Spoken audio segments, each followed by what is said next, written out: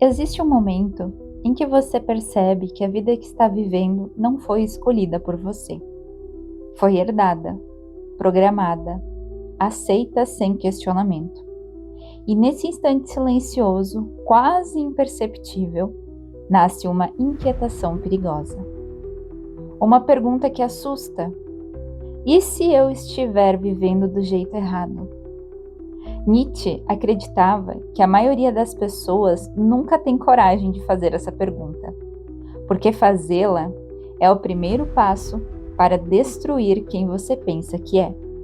A autotransformação não começa com motivação, começa com desconforto, com a sensação incômoda de que algo dentro de você está adormecido. Nietzsche via o ser humano como uma ponte, não como um destino final. Uma travessia, algo que deve ser superado. E é aqui que quase todo mundo recua. Porque se você é uma ponte, então você ainda não chegou lá. A maioria das pessoas não vive. Repete. Repete opiniões, repete hábitos, repete sonhos que nem são seus. Nietzsche chamava isso essencialmente de mentalidade de rebanho. Um modo de vida onde o indivíduo se dissolve na multidão e abandona sua própria potência. E talvez isso doa ouvir, mas olhe ao redor. Quantas decisões da sua vida foram realmente suas? Quantos caminhos você escolheu por medo de desapontar alguém? Quantas vezes você se diminuiu para caber onde esperavam que você coubesse? A verdade é dura. A sociedade recompensa a obediência, mas a vida recompensa a coragem. Nietzsche não queria seguidores, ele queria indivíduos perigosamente conscientes. A autotransformação começa quando você para de perguntar: o que esperam de mim? E começa a perguntar: o que existe dentro de mim que ainda não nasceu? Essa pergunta muda tudo, porque ela desloca o foco do mundo exterior para a sua própria construção interior.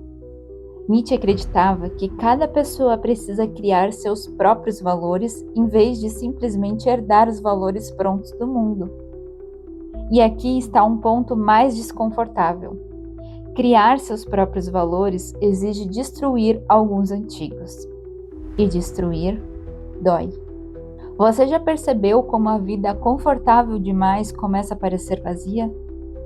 Nietzsche entendia algo que hoje a psicologia confirma. O sofrimento não é apenas inevitável. Ele é parte do crescimento humano.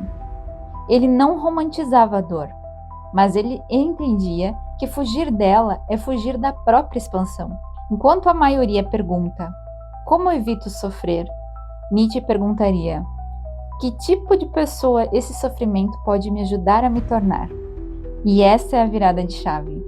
Agora imagine que você tivesse que viver exatamente essa mesma vida de novo, e de novo, e de novo, infinitas vezes. Nietzsche chamou isso de o eterno retorno. Uma provocação filosófica brutal. Se você teria que reviver tudo, cada erro, cada dor, cada escolha, você diria sim para a sua vida ou imploraria para que fosse diferente? Porque aqui está o teste real. Uma vida bem vivida não é aquela sem sofrimento, é aquela que você teria coragem de viver novamente. Nietzsche descreve simbolicamente 3 metamorfoses internas. Primeiro, o espírito se torna camelo. O camelo carrega peso, obrigações, expectativas. É a fase da vida em que você diz sim para tudo e aguenta. Depois, o espírito se torna leão. O leão aprende a dizer não.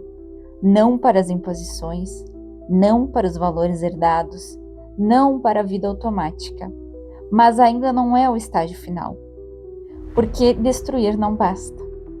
Então surge a criança. A criança representa a capacidade de criar, de começar de novo, de viver com autenticidade e não por condicionamento. A verdadeira autotransformação não termina quando você se rebela. Ela começa quando você se recria. Você não se transforma lendo mais um livro, nem assistindo mais um vídeo, nem esperando se sentir pronto. Você se transforma quando começa a agir como uma pessoa que diz querer se tornar.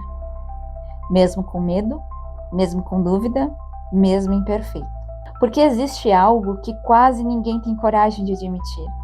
Você já sabe muito do que precisa fazer. O que falta não é informação, é decisão. Talvez a ideia mais poderosa de Nietzsche seja esta: amor fati, amar o destino. Não apenas aceitar a vida como ela é, mas abraçá-la completamente. As vitórias, as perdas, os desvios, os dias em que nada faz sentido, porque cada parte da sua história foi matéria-prima da pessoa que você está se tornando.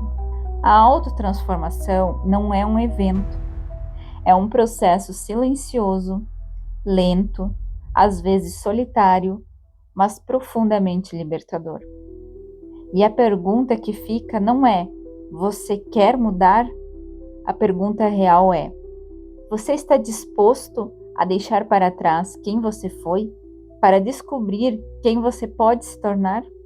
Porque no fim, a vida não exige que você seja perfeito, mas exige todos os dias que você tenha coragem de se tornar.